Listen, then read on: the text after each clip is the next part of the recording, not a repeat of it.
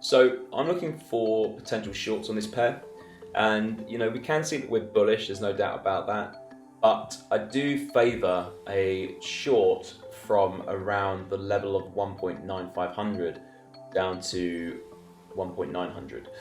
Now we can see here that there was a huge amount of momentum to the upside, and then price heavily rejected the same level after what had been a very nice bullish run, impulse, correction, impulse.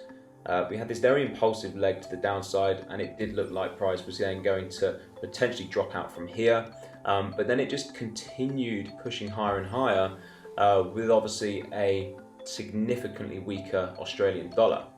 So we've rejected these highs and we've printed this impulsive leg, in my opinion, and now we're forming this really clean little correction into this area of confluence. Now if we have a look at this on the 4 hour, what I like about this is that we can see that this is noticeably impulsive, and we can see that this is noticeably corrective. There's no doubt about that. Now we have this major structure point here to the left, which is also psychological number 1.9500. So what I'm looking for here, we can see this little impulse followed by this little correction. Are we then going to have one last little impulse up into the 61.8% and 1.9500, and then we decelerate, sort of reject this level, and then we drop out from here?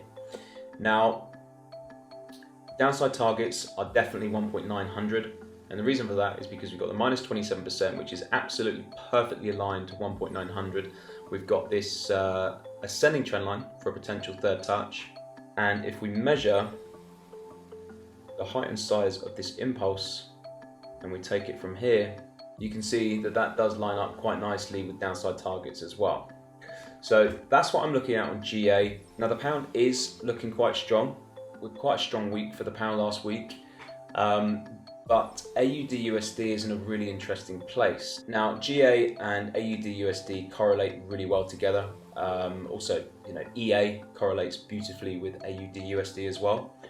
So just going back to correlations, guys, do keep an eye on the majors, because the minors are also going to follow suit with the majors. So you always need to have a good understanding of what the majors are doing, and then apply that to the minor pairs like GA, EA, EM, etc, etc. So let's just have a quick look at AUD USD.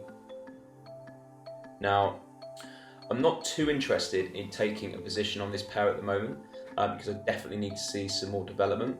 But what it looks like here is that obviously we've had this very impulsive leg, and now we've got this descending channel into this liquidity zone, which is a key level 0.6700.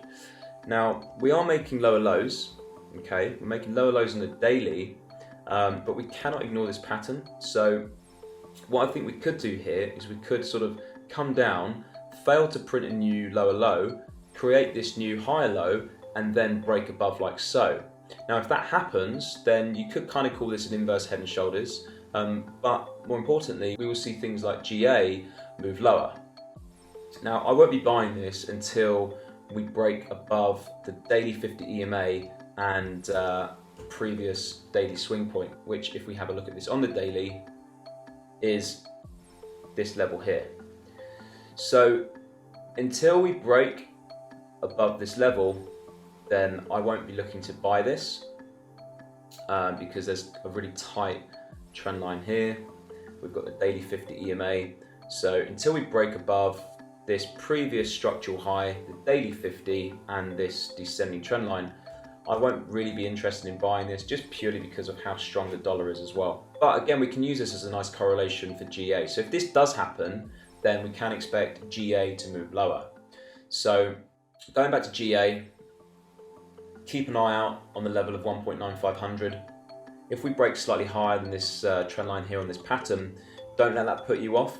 Just remain adaptive and look at what the market is doing in terms of price action.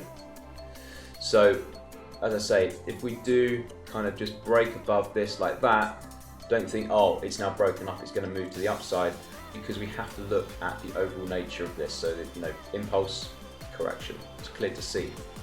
So this is looking super clean. The final pair on my watch list is US dollar CAD.